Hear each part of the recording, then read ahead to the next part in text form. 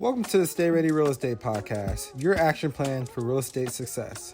Here, we stay ready. Staying ready is being mindful of time and actively doing the things on a daily basis so we stay prepared for the opportunities that come our way. Join your host, Emeka, as he dives into the world of real estate investing, interviewing experts and sharing actionable insights. If you enjoyed this podcast, please subscribe today. We would love to know each and every one of you. So please go to ogbonnaequity.com and click Invest with us today so we can figure out how we can get to your investing goals. What's going on, Stay Ready family? It's your boy Emeka here. And today we're going to give a step-by-step process into getting your first multifamily deal. Small multifamily or bigger multifamily. We're going to get away from the single family homes and focus on multifamily for a couple of reasons, right? So multifamily is just better for economies of scale, right? If you have a single family home, and you buy it, you fix it up, you get it rented, the issue is you can rent for 10, you can rent for 2 years, right? You can rent for 2 years.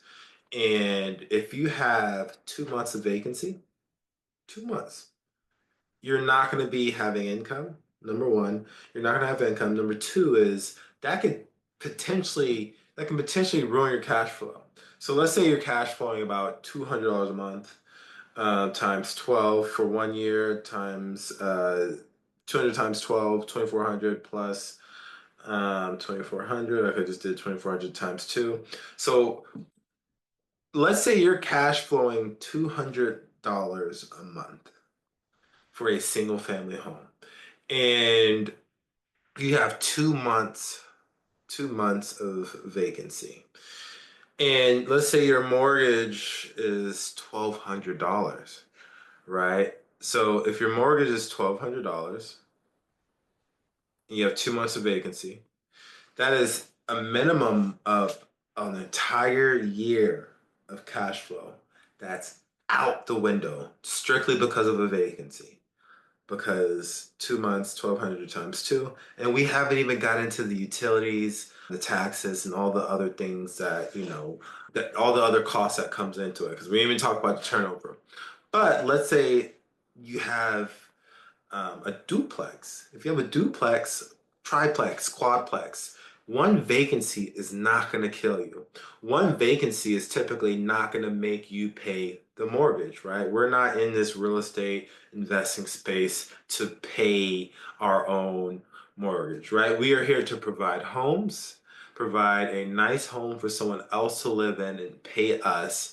And we are providing a great service for them. Where else would they go? You can have typically some people have personal connection, but a nice relationship with a property manager versus a big company who might not treat everyone with the respect that a resident will want. So with all that being said, we want to kind of stay away from the single family for this episode because we want to figure out how to scale. We want to figure out a way to build wealth, jumping directly into multifamily with more cash flow, typically speaking, right? So step-by-step guide to getting our first deal. How did I get my first multifamily deal? A little bit of background, right? I started doing this thing in 2020. That's when I got my first property. Before then, I graduated college and I thought I was rich. I worked for this Fortune 250 company. I was making the most money my family has ever made. And I got that nice apartment. I was able to cover all my bills and still have a lot left over for fun. But what I quickly realized is the hours I was putting into work, right? I was going to work, coming back, sleep, waking up, going back to work, going to sleep, coming home tired. All of that made me realize that how the hell am I going to take a month vacation in Europe without having to report to anybody, right? I didn't see that. I didn't see that at all. I was putting in a minimum of 44 hours a week. And some of you may laugh or joke at that because you're putting in 60, 70, or 80 hours a week. I was putting in 44 hours a week minimum, and I was exhausted. It's not like I didn't like my job, but I didn't love it. That's not like something I would say that's something I've always wanted to do. I want to do real estate. I love real estate.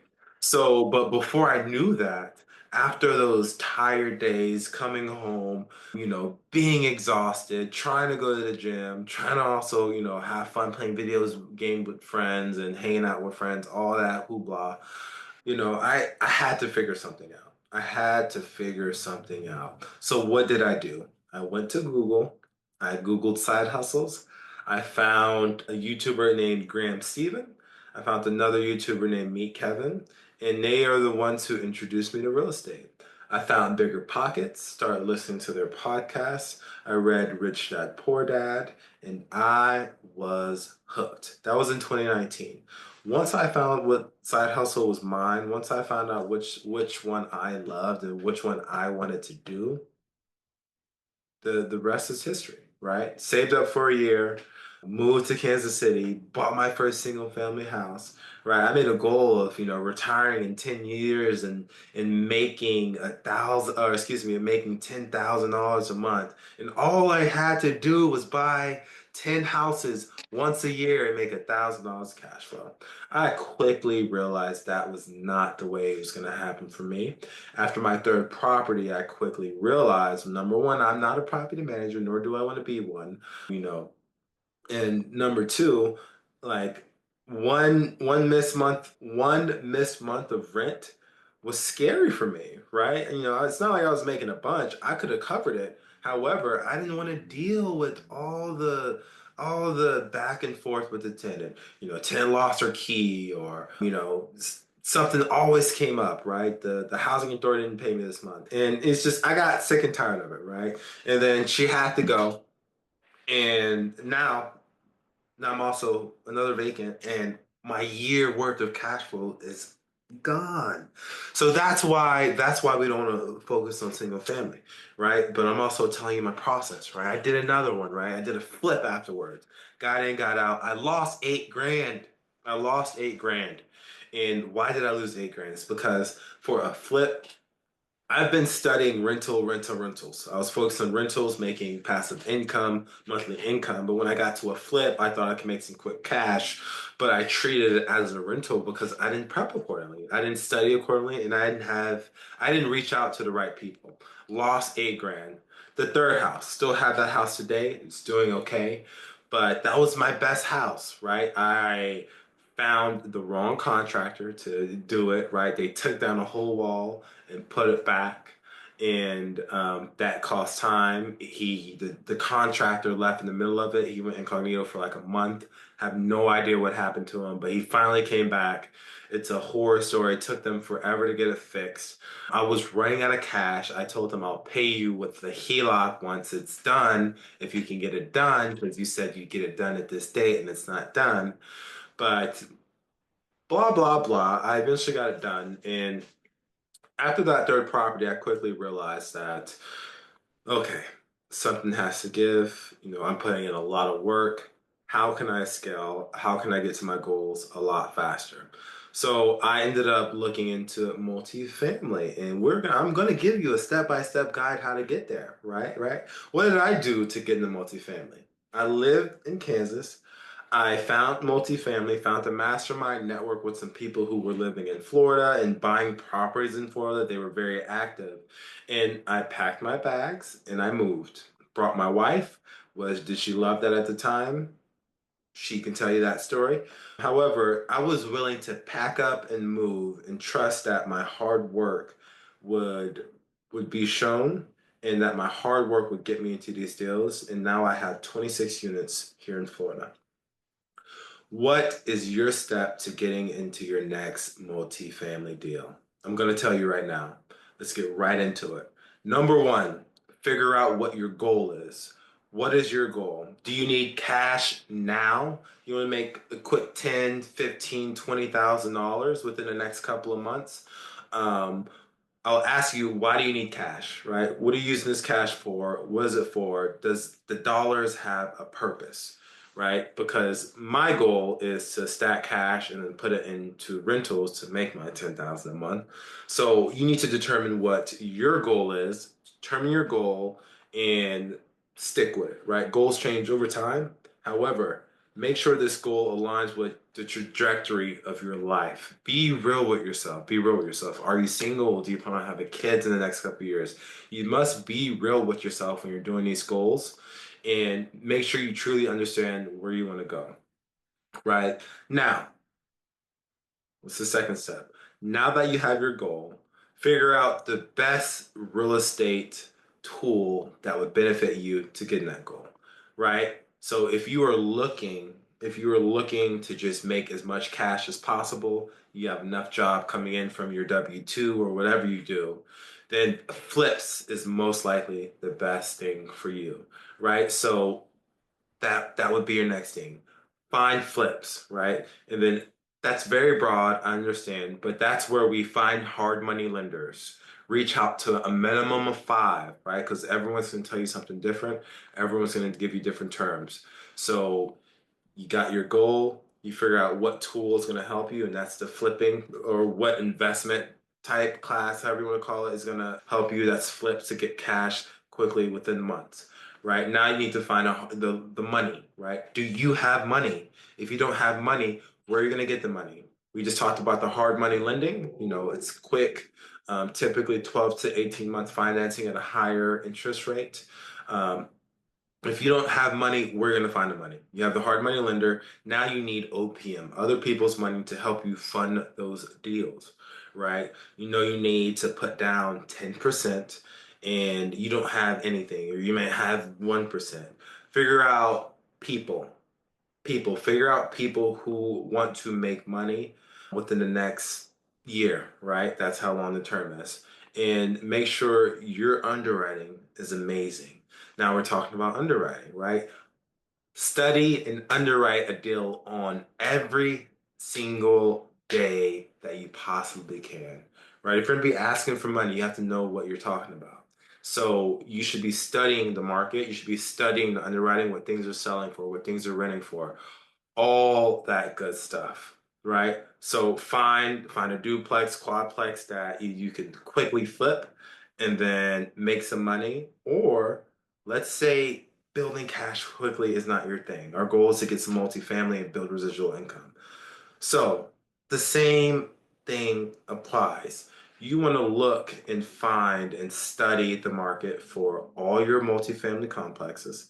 Everything above 5 units, you need to work with a broker.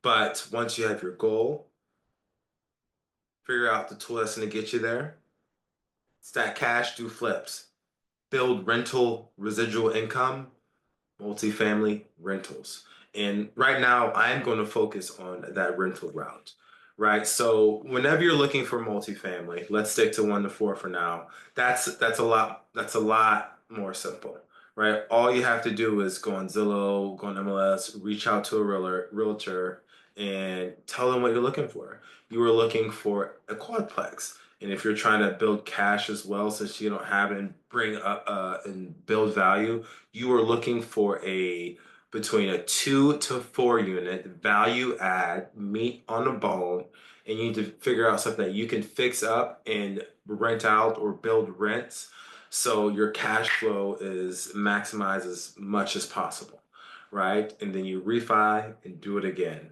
Step by step to getting your next multifamily. Figure out a goal. With that goal, determine which way you want to do, right? Build residual income, find multifamilies. Find a realtor or broker and let them know what your buy criteria is, right? So we know we want a multifamily. Now we got to figure out what kind of multifamily we want. I highly recommend finding the value add multifamily that you can fix up or increase rents and bring up the value so you can refinance, take some money out and use that for a next property. So you need to do all those things, right? Find your buy criteria so you can tell the realtor or broker exactly what you're looking for. Because if you're looking for a needle in a haystack, typically speaking, once it shows up, you know exactly what it is and you're ready to buy because you've done the underwriting. So figure out your buy criteria. Very important. A realtor and a broker are going to want to know exactly what you're looking for because if you're looking for everything, you're basically looking for nothing. Once you find your buy criteria, once you realize that you want to do multifamily, you need to be looking on the market every day. You need to be reaching out to multiple realtors and brokers, letting them know that you are interested in buying a couple times a week. You gotta be somewhat annoying because then that shows everyone that you are serious about this. You're not trying to do this. This is not some fad that you're trying to do very temporarily. You're in this space for the long haul. And once you get all of that together, then it's time to be ready to buy. You have the OPM, you have the financing that you want to use, you found the property, and boom, you're ready to execute. There's a lot of other nuances that go into all the little steps I just mentioned, but once you buy the property, it's pretty anticlimactic, right? You know, you sign some papers and it's yours. You're just beginning. One of the things that I realized once I got into multifamily is there's a lot of hype leading up to the purchase. And then the PSA, the purchase sales agreement, and then you sign in the property. And that's all good. That's all great. There is some adrenaline going. But once you close, the weight is not off your shoulders quite yet. The weight has really just got put back on your shoulders. That's where you execute. Execution is where a lot of people go wrong. Since 2020, I've seen foreclosures, I've seen people lose money, I've seen people lose their life savings, and that's because they thought that buying the property was what made them a winner. That's false. Closing the property and executing the business plan is the most important thing, right? So I just gave you a step by step how to get to it. And now, how do we execute? How do we execute the business plan? Well, we execute by sticking to the numbers, right? We just said that you have to learn how to underwrite. So you should know exactly what property you should sell and rent for, right? So whenever you're buying this property, you need to be very strict on how much money that you can put in certain places, certain buckets. Every dollar should have a purpose. Every dollar should have a bucket, and that bucket should never overflow. Things do happen, but that's what our conservative bucket is for. Our contingency bucket is for. It's not to overflow, it's to pool when we need it. We don't want any buckets of purposeful money to overflow to something that we did not plan for, because then that means we aren't executing the business plan to exactly how we want it. So the best advice I can give you when it comes to execution is stick to the numbers. Life will happen, homeless will come, a hurricane will come, someone might break into a window, somebody might bust something open, a tornado might come, but you should make sure that you're covered for all the possible scenarios that's true to your market. I'm in Florida, so hurricanes are very real, so we have to have hurricane insurance. That's not a negotiation.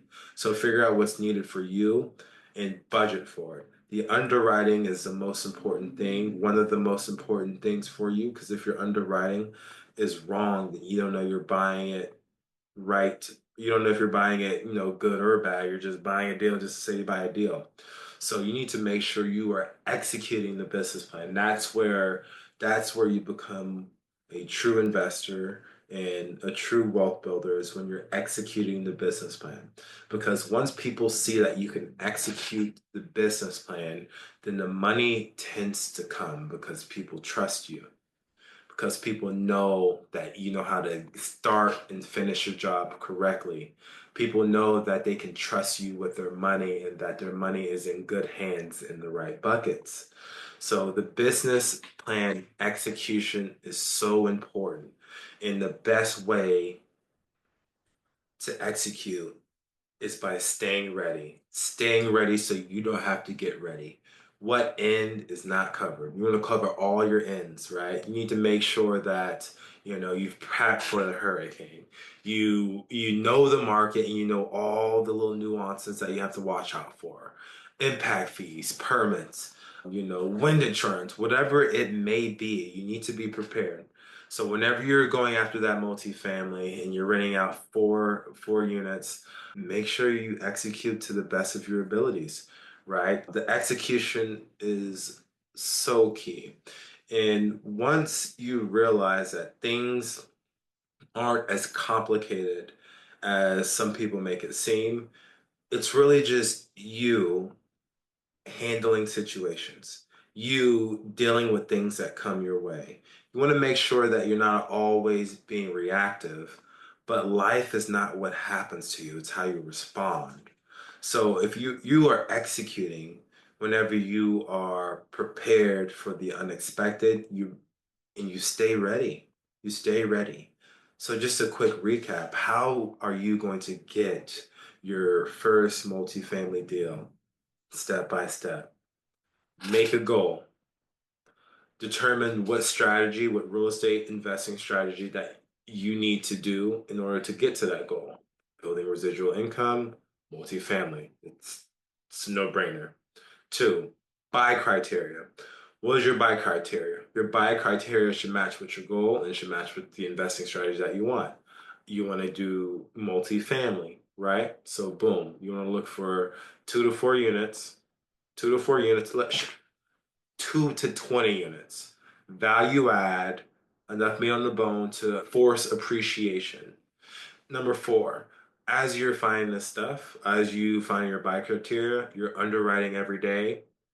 Make sure that you're telling the world what you're doing and find the OPM, find other people's money. Make sure you are always ready to close other people's money. What does that mean? Hard money bank, agency bank, and private money. Private money is by far the best. If you can tell the world and always use private money, that's the best way to go. No questions asked. And then once you find that property, that's when the real work begins. Execution. Trust your underwriting. Make sure your underwriting is correct. Vet with other people, with other investors, and stick to the numbers. It is not emotional. Things are not complicated. Life happens. Life happened to me. But as long as every dollar has a bucket and you always make sure you have a contingency bucket, you can conquer anything when it comes to real estate. Remember, my friends, always stay ready.